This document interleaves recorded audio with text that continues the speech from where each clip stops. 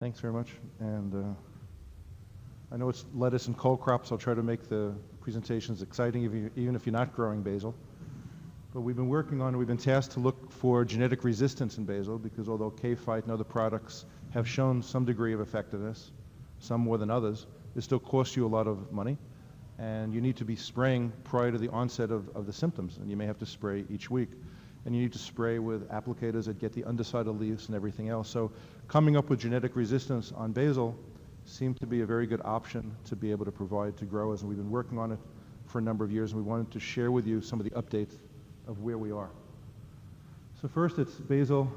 We have over 700 acres of basil in just New Jersey. There's about 6,000 acres of basil all around the United States. Apparently, there's 450,000 pounds of fresh basil sold each week into stores. Who knew that kind of volume exists around basil? And that's just in the mainland U.S., not looking at what comes in from other countries. Basil downy mildew was a very destructive disease. It appeared out of nowhere. Originally was observed in 1930 in Uganda and never reached the United States until about 10 years ago. It's a very destructive disease. It's ruined a lot of basil crops for growers here in New Jersey. Some of you might have been growing basil but no longer grow basil because you couldn't control the downy mildew. There's the same that's happened in North Carolina, Florida, and California. There's been a shift in many growers getting out of basil because it was too risky. The effectiveness of chemical control remains limited. We have a whole basil workshop tomorrow that I hope if you're in the basil industry and growing and are distributing or selling, you'll join us tomorrow at that workshop where we focus on different management as well as genetic approaches to downy mildew control. But there really isn't any resistant basil. There's a few things on the market that show some degree of tolerance, but they're not resistant. Some of them, always when new varieties come on the board, sometimes there's a little higher expectation than the varieties might meet. But the good news is that there is interest and attention by seed companies trying to also look at genetic resistance or tolerance of downy mildew as well. You can see what the basil transplants that come up from Georgia, Alabama, Florida, come up with actually downy mildew sporulation on the underside of the leaf. They're not clean materials.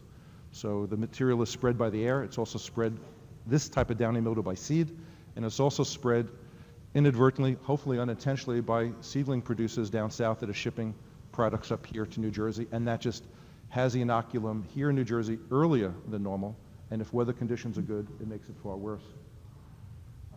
This is data that Meg, who's going to be Meg McGrath from Cornell University, those of you that know her, she also works on fungicide and diseases.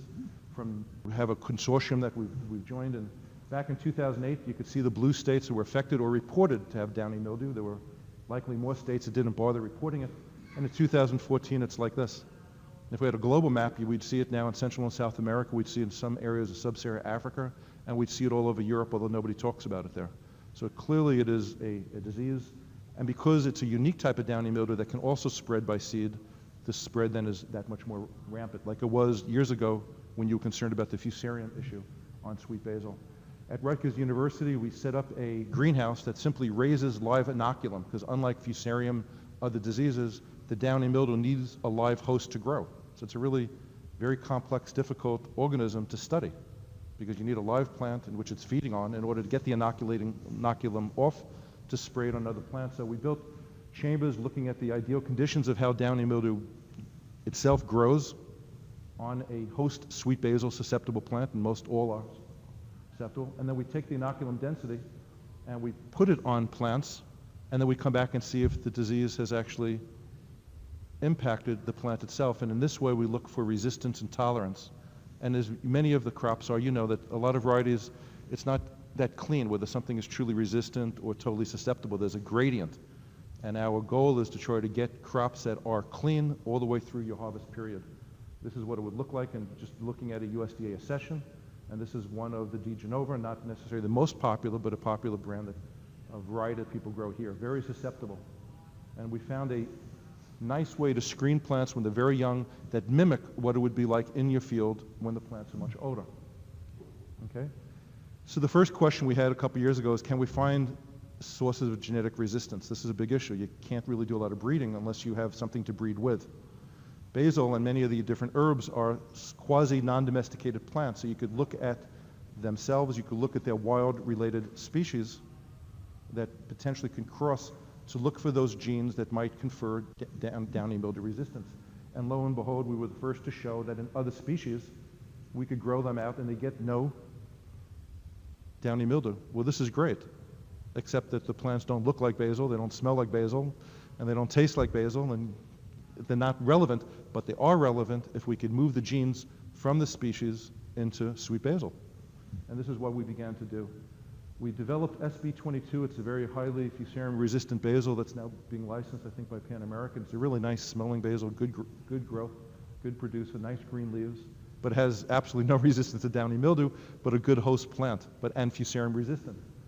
And then we found some unique accessions that actually did not get downy mildew at all, okay, with very high inoculum density, okay? We didn't want to use inoculum density that you might find in the fields here.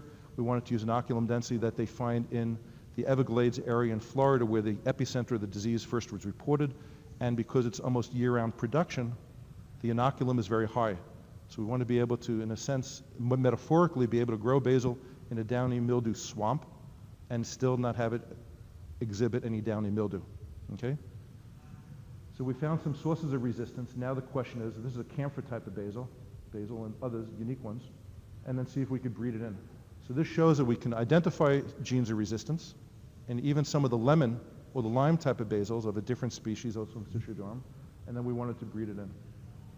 Okay, and this is initial some of our tester lines. The AUDC is the area under the curve which shows the disease. So the higher it is, the bigger disease it is.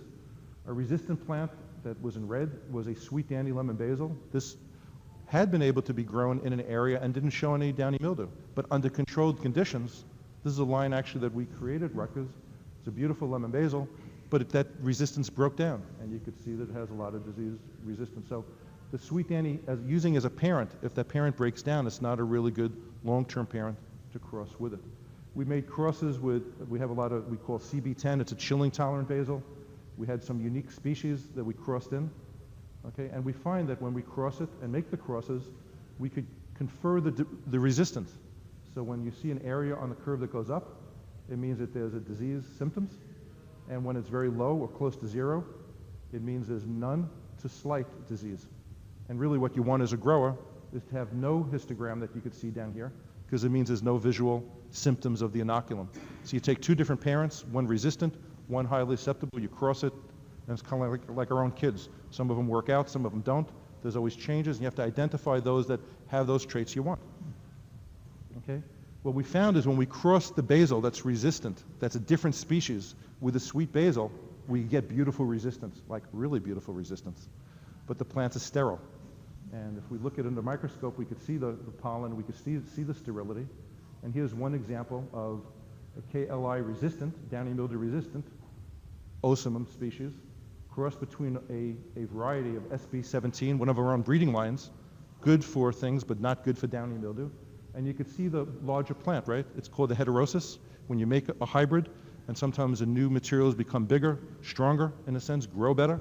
Okay, this is like hybrid corn, hybrid tomatoes, hybrid anything. Basil operates the same way. You can get this heterosis from it, particularly when you have inbred lines. And this F1 generation is downy mildew resistant. But our initial crosses a couple years ago had that resistant but still didn't have the aroma and have the characteristic that you as growers would need to make it convenient and desirable. So we went back and looked at these crosses. We started to make the crosses, and we realized, let's get rid of all those parents, or the one parent which doesn't give us a good opportunity to make good progress. That is, all those exotic species, the ones that smell like camphor, the ones that smell like spice, the ones that are even the Citriodorum, because we run into sterility problems. The genetics of basil, by the way, the genes are as bigger than the human genome, unlike most plants. So that's a really complex genetic system to work on. But fortunately, we found one that was an Ocimum basilicum, the same species as sweet basil. Then when crossed with our SB22, our fusarium-resistant sweet basil, it gave us, look at this, no disease, right? So this is good news. So we used this as a parent, and we created families of parents and look at the siblings. That's what I'm excited to share with you today. And if I'm going too fast or too slow, let me know. Okay? So we take an MRI-resistant, parent 2, cross it with our sweet basil, which looks like a sweet basil, right? And if you smelled it, it would be a nice sweet basil, Italian style traditional basil. We make an F1, and then we back cross it into these in order to get closer to the phenotype that is a visual appearance of the basil we want, okay? Because sometimes you get more than the gene you want transferred into the progeny.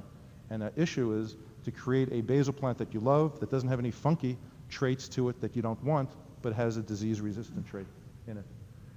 And as we rate these plants, this is the same slide we've been using the last couple of years, as we rate, because it's a continuum and it's not all or nothing, we have to ask ourselves what percentage of the underside of the leaf is covered with a sonoculum.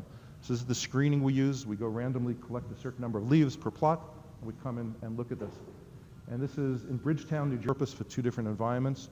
And then you'll see in a few minutes, we also do off-season production of our genetic material down at the Belglade area in concert with the University of Florida to get off-season and where the inoculum density is always very high.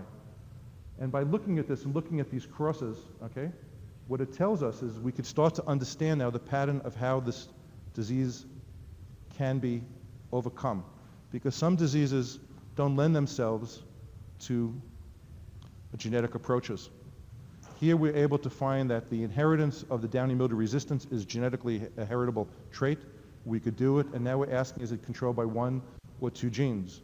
Is it qualitative and quantitative? And that's not just to make it scientific, is to try to figure out the right strategy for what crosses in order to get a variety to you that's stable. Okay, that doesn't look good in just one summer, but will look good several seasons later. Okay, so the evidence found that it's a 2-gene trait. It works together. And we decided to use a pedigree breeding and selection strategy that we show here. Okay?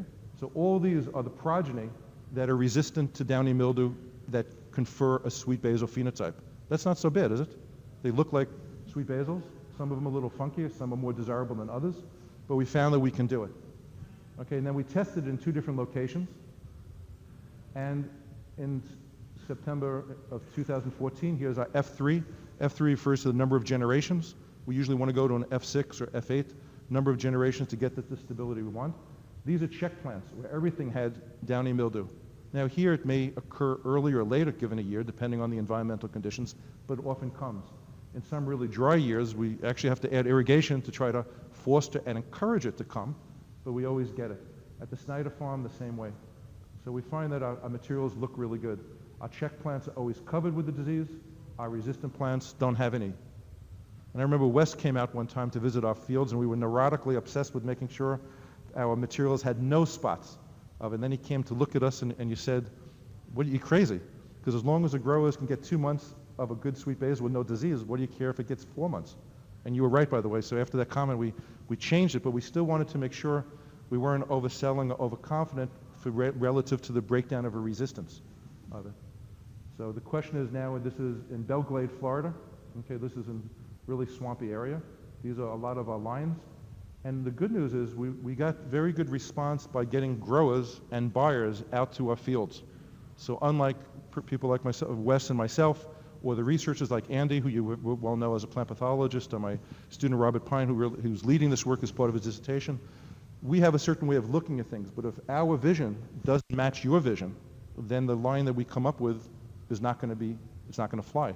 So we want to always make sure that the lines we choose have been checked by you as growers. And we've done this at Rarick in southern New Jersey, we've done northern New Jersey, we've done it down in Florida too. And then when we get consistency, even though everybody has their own concept of what constitutes a perfect basil, and then another concept of what's an acceptable basil with no disease, and they're not always the same, then we move on those varieties. And that's what we've done here. So we have a number of different varieties. I'm showing you here, this is a check plant disease. Our breeding line, no disease at all. And look at that in the seedling stage, where the other control check is all full of disease and dead. We always randomly and non-randomly put control checks in all of our plots. This is in Florida, and you could see the difference between downy mildew resistant of one of our advanced lines and the commercial checks. Look at that. You could see where our genetic material works and where it doesn't work rapidly, and that's what we want. Anything not working or having a funky yellowing streak or a different color or something else that doesn't have the vigor, we get rid of. And then we only keep the best of the best and continue it for additional generations in different sites. So our 4th generation of basil downy mildew resistance, this is what some of these plants look like, and I hope that you'll agree that many of them look like an acceptable sweet basil. Some more toward the ornamental type of sweet basil, but they all have the smell and they all have the beginning looks of the sweet basil. We focused on 2 of these because these 2 were ones that were identified by growers as what they want in their fields. And they want them as soon as possible. And then we came back and we said, okay, we have the look, we have the disease, now it's stable, now we got to get the aroma, right? Because many of the sweet basils might have a higher licorice or methylcavicol smell. They might have an off smell, an off note. Some basils could taste a little bitter too early in the season. So we want to make it perfect. And we got a piece of equipment for $300,000. This looks fancy and expensive, but the good news is you could take a leaf without doing anything into it, put in a vial, it shakes it, it gives heat, it smells the volatiles in that vial and gives us what the aromas are. And we know what the aromas are on the perfect, quote, European basils or the Italian basils. We want a combination of more than one compound to give that bouquet of aroma, and we want it to be powerful so that consumers like basil, and when they smell it, they say, ah, this is great, right? But if you have the wrong type of basil that looks like basil and smells like licorice, unless you're having a Thai basil, what happens? You get a little bit of consumer rejection, except if they have no other choice of what to buy. So we use this machine in order to further select of all the different progeny, the ones with that, what I'd like to say, perfect aroma. I don't know, sure if there is a perfect aroma, but an aroma that would be acceptable to you as a buyer, to you as a grower. Although as a grower, you just want something that yields really good, late flowering probably, has the right leaf, packs good, and has the yield that you want, and you hope that it comes with the right aroma. So we want to make sure what we give you is the right aroma, and this is just to show you that there's kind of a backup science between the scratch and smell approach to it. And we're looking for ones that are high in linalool, that's a sweet note, ones that are low in methylcavicol, which is the licorice note, and then these sesquiterpenes that have this other bouquet of aromas, and a 1-8 was like a rich note that's always in all basils. And these compounds can vary when the plant is undergoing stress or too rapidly growing or different stages of it. The ratio of these compounds change, but underlining, we want a certain combination that's consistent over the course of the season. So it's like a wine, or a bouquet, or a tomato aroma and flavor. You want it the same way in basil. So when we look at these SB22, which is this excellent source of FOB, a fusarium tolerance, some people would call it resistant. We're hesitant to always use that term. With a hybrid, with a genetic, we find that we have actually the kind of ratio we want in the linalool to the methylcavicol, which is high linalool, low methylcavicol to give that bouquet. To look at it graphically, which this could be a confusing graph, but I'll point out, you take this plant, and each one of these are individual lines, or individual advanced lines, that is, they themselves could be potential varieties. And then we run it in this machine, and we get this chemistry profile, an aroma profile, like an aroma wheel. And when the compounds are closer to the outside, it means that they're higher up. And so we want to have a combination of where it's high relative to linalool, and it's really low relative to eugenol and methylcavicol. Okay? So the data demonstrates that methylcavicol can be selected out and still keeping the downy mildew resistance in. That it was by itself not the cause for resistance, but something that's just a trait that's very common in basil. Basil loves to produce this licorice. So when you try to look for an improved plant, everything looks licorice. And so you tend to think, well, maybe it's the licorice compound that's giving the resistance to the plant, but it's not. It just happens to be basil loves producing this compound. So now we have to find more plants and find those plants that don't have that compound in it, but still have the downy mildew. Okay? Does that make sense? You following me?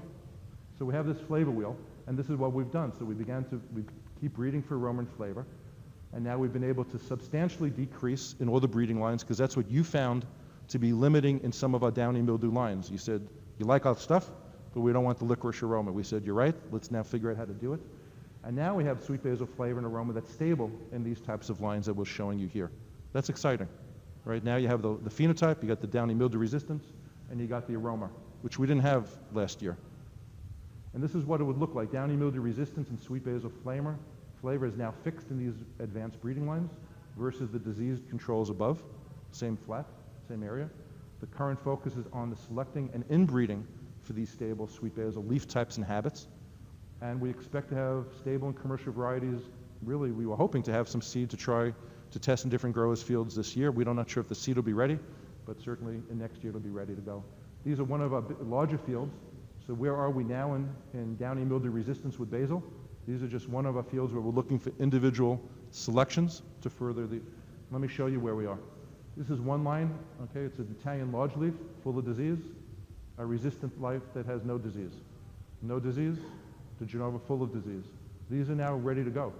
We're just looking, again, for additional season to ensure stability over different sites. Close-ups, we have not only the sweet basils now, but we think we have some ornamental types that you like. Some of you might see them as good commercial sweet basils, others we don't know. But all the sweet basils in the seed catalogs by the seed companies, including the Thais, are susceptible to downy mildew.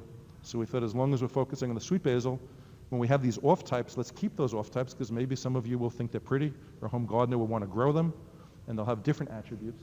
We have these. These are still very heavy in licorice aroma, the ornamental types. Okay, so they're good ornamentals if you don't mind the licorice type of aroma, but we got rid of the licorice and the sweet basil types. And the checks, you can see the downy mildew here, no downy mildew here. Okay, Thai basils. There's a lot of, I don't know how many of you sell it or eat Thai basil. So it's always frustrating when we go to a Thai restaurant, they give you sweet basil, right? So you expect a Thai basil, and there you could expect a licorice basil, even if it looks like a sweet basil, because that's the flavor you want with a coconut and the lemon and the ginger in terms of cuisine. But there's a certain look to a Thai basil when people want to buy a Thai basil, and they want to buy it with a purple pigmentation, often the purple flowers, and has a different look. It's a different species, by the way, okay, Tenaflorum. And we've now introduced a Thai or an ornamental basil that's downy mildew resistant. Now, I don't know if you think these are pretty, but this is the best we have, so if you think they're good, that's great. If you think they're not good, then tell us we have more work to do. Okay, but these are the ones that are downy mildew resistant that would be a Thai type, which we're very proud of. I think these will be one more generation, then we're ready to go with them. Okay? If we look close up at these that are now we're growing these again in Florida for, again, one further confirmation because we don't want to release something too soon. There's a sweet basil, downy mildew resistant. They just have numbers on it, no names, but this is a close-up of what the leaves would look like. So if that's a phenotype that you think would be good for you, it has the downy mildew resistance and it has the sweet basil aroma. So I'll just flash through a couple pictures now and that will conclude my talk. 773 is another one. Again, there's a phenotype. Again, these phenotypes, when we look at these kind of growth habits, this is in a small pot in a greenhouse. You could imagine in the field, it's going to look a little different. It's going to look a little bit wider, a little bit more vigorous. And these we keep for a long period of time because we keep cutting them back because we want to use propagating material because we've done the DNA on all these types too. So these are the ones we're now keeping as the initial seed crop. We're selfing these in order to test them. So this is sweet basil, another one. And here's another one. See how the leaf shapes will vary? Some of you may want this kind of serrated edge, some of you don't. Some of you may want a more cupped, larger leaf, some may not. Some may want a darker green or waxy, some want a flatter one. And we have those different types, okay, that vary in that phenotype appearance. So all these are the latest, what we think are the sweet basils that will hopefully help answer the question of coming up with genetic resistance to downy mildew for you. This to us is a beautiful one. A lot of the growers love it. And again, these were all selected by buyers and growers, not just ourselves, because sometimes we get lost in what we like. Okay, this is 5030. Another couple, this is different, okay? Not as popular amongst them, but we try to look at the top 10, top 11 that everybody wanted. And this is what we're moving on. Okay? And a close-up. So that concludes, it says that in a short number of years, in 5 years, we've created downy mildew resistant basils. We've bred them into the sweet basil. We have the downy mildew traits that are stable. We now have the aroma and the flavor. We haven't tested it on every location under different conditions, and I'm sure there'll be some that will be more successful than others. We don't know how much seed each individual new line will produce versus exactly when all the flowers will start, because you often want a delayed flowering type for having a longer harvest. But they all are very robust. They've been tested both in southern New Jersey, northern New Jersey, and Florida, so at least 3 different locations over many, many times. And now we want to make sure that every new line that we have, every plant is exact, where there's still a little bit of heterogeneity of it, so there's too much variation for us because we're very obsessive to make sure all the chairs are exact. One chair is not a couple inches shorter or lower or wider or not. We want everything to be exactly what we predict, and both the smell and the phenotype. And that's what we now need to test to make sure we have that stability in that whole entire package. The Thai basil, the ornamentals will come later, although the ornamentals are really ready, but the sweet basil is where our focus is. We partnered with Cornell University, University of Florida, and UMass. Very special thanks to our University of Florida collaborators who are here actually at the show today and will be at the Basil workshop tomorrow, because they've provided that off-season site so that in the winter, when we're freezing up here, we could actually be planting our basils down there and we're planting basils down there in fields that are very rich in this downy mildew inoculum, which is exactly what we want.